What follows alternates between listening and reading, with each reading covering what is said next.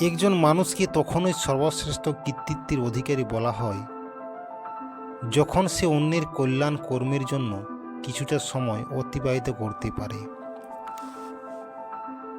বিদ্যা হলো সবচেয়ে মূল্যবান সম্পদ।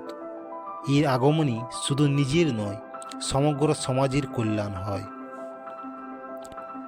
পরের উপকার করতে গেলে মাঝে মধ্যে ঠকতে হয়। ঠকানোর চেয়ে নিজে ঠকে যাওয়া ভালো। মানুষ যতই বড় হোক না কেন, তার অতীতকে মনে রাখা উচিত। যে ব্যক্তি অন্যের কাজে আসে না, সে আসলে মানুষ নয়। একজন মানুষের সর্বশ্রেষ্ঠ কাজ করা উচিত অন্যের কল্যাণ এবং সহযোগিতা, যা একটি সমগ্র জাতি গঠন করে। সমাজের মঙ্গলের জন্য যা উচিত বা আবশ্যক মনে হবে সেটাই করবে। লোকের ভয়ে একেবারে সংকুচিত হবে না। অন্যের কল্যাণ ছাড়া আর কোনো মহৎ কাজ বা ধর্ম নেই।